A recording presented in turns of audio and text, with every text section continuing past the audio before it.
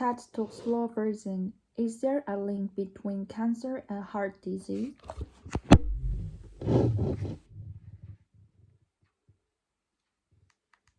In 2 decades of practice medicine, I've encountered a medical diagnosis.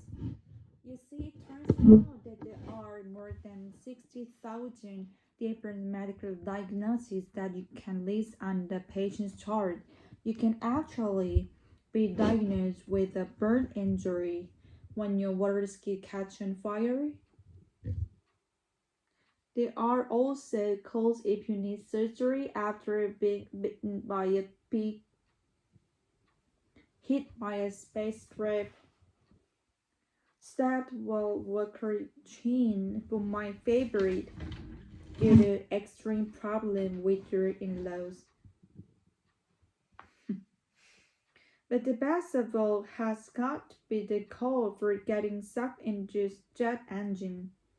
And the reason I like this one because this is not the call for the first time has happened, but for the subsequent encounter. So there must be people in this definite sucks the engine twice. But I think, kidding aside, we have to recognize that every last one of us in this room is most likely to die of only one of two diagnoses. And these, of course, are either cancer or cardiovascular disease. This speaks to the incredible public health importance of these two diseases and the urgent unmet medical needs to develop new therapies directed against them. A lot of people are not surprised that these two diseases claims to so many lives. After all, they are very different biologically, they have different risk factors, and they affect very different patient populations. But for the next 15 minutes or so, I would like to propose a different hypothesis that perhaps they actually have quite a lot in common. And even more importantly, I would like to suggest that if you think about them this way, we might be able to develop new therapies. We would like to suggest that if we think about them this way, they could treat both diseases at the same time.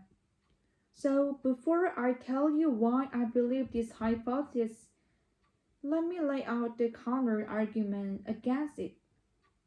I think many people would say that the old man who smoked cigarettes in his life has a heart attack shares very little in common with the young person who develops colon cancer out of the blue. But we now know that risk factors for these diseases have significant overlap, and the things that cause one disease can also put you at risk for other. Well, that may be true, but we know that genetically these diseases could be more different. I'm sure many of you have heard about these cancer genes that can be mutated in families that can put both mother and daughter at risk for breast cancer. We know that those genes have nothing to do with the heart attack. And that's true also. But I would point out that those genes were discovered decades ago, before the Human Genome Project, and before we can scan all 3 billion base pairs at the same time. And when you do this for patients having heart attack, we found that the top hotspot for having a heart attack is located on chromosome 9, showing here these blue dots. And what shocked the world when this paper was first published was that this genetic locus has nothing to do with smoking or cholesterol or diabetes, but actually seems to control a well-known cancer gene that mutates in patients with melanoma, brain cancer, lung cancer, etc. So, for decades, we focused on the traditional cardiac risk factors, But the generic now tell us that the most important factor maybe actually have to do with the well-known cancer gene instead. Well, that's interesting observation, but we know that it's viewed under the microscope at these two diseases they could be more different. When I was medical school, I was taught that cancer is really just about cells dividing too quickly. And you can imagine this lung tumor growing over time and taking over the lung. And this has nothing to do with what happens in heart disease, which is a problem that I was taught due to the beloved cholesterol that can ultimately lead to the blocking of the artery and heart attack or a stroke. And to be sure, both of these biological processes are critically important. But I would point out that modern day textbook of these diseases is getting harder and harder to tell apart. We now know that both of these conditions are dominated by the influx of inflammatory cells and the immune cells and abdominal blood vessels and even stem cells. And so maybe the textbooks that I use are out of date. Well, at this point, you might say these are interesting observations, but is there any clinical data that would suggest that the patients with one disease are actually at higher risk of the other? Turns out that investigators both in Asia and Europe have now started to test this hypothesis. And just last year, a very important article was published out of Germany where they looked at more than 100,000 individuals with congestive heart failure, and they found that these people were at much higher risk of developing cancer. This is really interesting and suggests to me that indeed having one disease may put you at risk of other. But this also raises a very important scientific principle that association is not the same as causation. And if you want to test that hypothesis, you would have to do next appearance when you health individual and then intentionally gave them a heart attack. You have to let time go by to see what changes occur throughout the body, and then you could determine if their rate of cancer was higher or if vice versa, if their rate of heart disease was higher. Now, obviously, we can't do this type of experiments in human beings. This would be unethical. But this type of experiments is done in research laboratories every day around the world in mouse model of human disease. Just last year, two very important studies were published where investigators took healthy mice and then implanted small tumors under their skin. They looked at the rate at which this cancer would grow over time. And what they found in both studies was that the mice who had heart disease had much higher rates of cancer. And what was fascinating to me was they were able to compare this finding across a wide range of tumors, suggesting to me that really the presence of heart disease is sufficient to accelerate cancer growth. So, having heard all this, the natural question is whether we can do anything about this. So, outside of my work as temper, one of my volunteer roles is with the American Heart Association, and one of our public health initiatives is called Life Simple 7.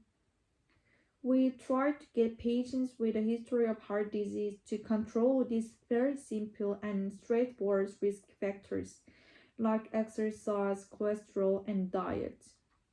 The idea here is if you can control these, you should be able to lower your risk of having additional cardiovascular events. This is now pretty widely accepted. But what's fascinating to me is that the group of investigators have now looked at the association with these risk factors and cancer. And in the study with more than 10,000 individuals who were followed for almost 2 decades, they found that people who had the optimal control of all their risk factors had a pretty low rate of developing cancer.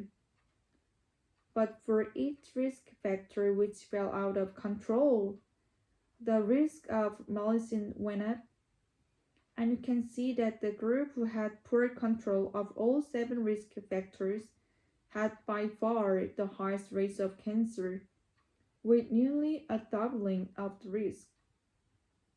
So this suggests to me that in fact we want to control cancer. We might start by controlling our cardiac risk profile. So this is fine, and we continue to encourage our patients to do this. But the reality is that even if I had the magic wand and could somehow optimally control every risk factors, we know that we would still be dealing with both number 1 and number 2 causes of death worldwide.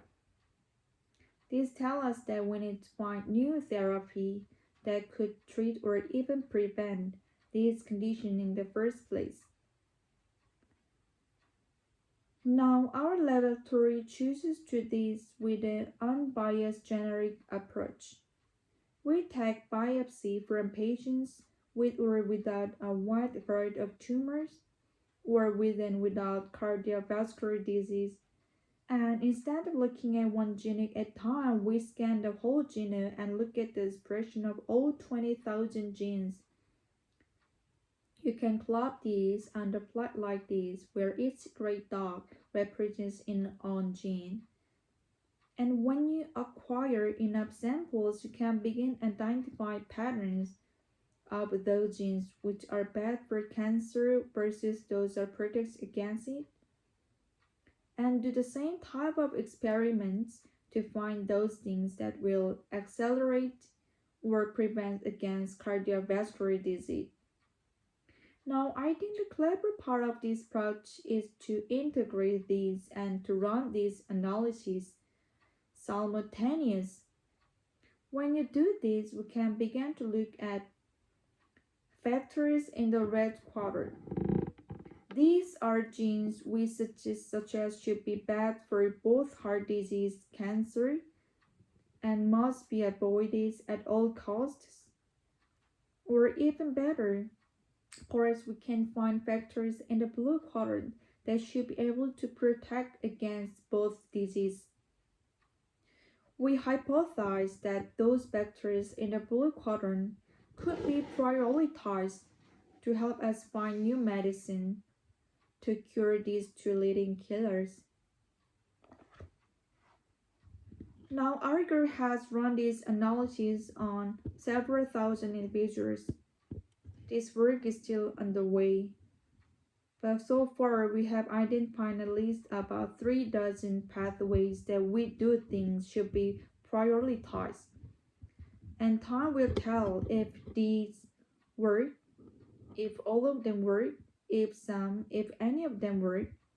We just don't know. But I do want to show you a couple of examples that would suggest we are on the right path. In the red quadrant, one of the factors we found relate to inflammation. And we often think of inflammation as being bad, but reality, this is a process that our body involves to help us recover from injury or to mount a fever to fight off infection. But of course, there are always times where our body has too much of something. In this case, there is Ray's generic syndrome, where children can be born with overactive inflammation, and they can have occurring episodes of high fever and rashes and other neurocognitive and developmental delays. Now, in the triumph of science, Investigators have pinpointed the exact molecule responsible for this, and they developed a drug that can block it. These children who have these rashes that I mentioned before can have relatively remarkable improvements on these drugs and almost get back to a normal quality of life. But relevant to today's talk, it turns out that there are a group of cardiologists who for decades have hypothesized that these same inflammatory factors may also be driving heart disease. They were able to convince the company that make this drug to do a trial to look at the effect of this medicine in patients who have had a heart attack or stroke in the past. And really, it was no surprise to many of us when the results of this trial were published and they showed that, in fact, compared to a placebo, this medicine could prevent recurring cardiovascular events. But our organism predicts that these drugs should not have only helped prevent heart disease, but also should be able to prevent cancer. And so this particular article gains a lot of attention because when they unblind their results, the investigators were shocked to find that not only were the patients having fewer heart attacks, but they are having a much lower rate of developing lung cancer and a much lower rate of even dying for cancer. In fact, these results are so surprising and powerful that I understand the company that makes the drug is not pivoting and prioritizing this is cancer drug because the effects were so significant. How about another example from blue quarter this time? Well, here we come to one of my favorite cells in the body, which is an immune cell called the macrophage. Now, macrophage is from the Greek meaning big eager. And the role of this cell is to control the body like the sentinel, and it looks for invading bacteria. When it sees them, it actually will eat them and remove from our body before they can expand and cause an infection. But just like in the last example, there are oncologists who have hypothesized that these macrophages don't just have to eat bacteria, but they also have to look for and eat cancer cells, and hopefully get rid of them before it can grow and metastasize. And so it's the major initiative to develop medicines that can increase the appetite of these cells to help them go after those tumors. Now, this story is still in the early days and it's unclear if this type of approach will work.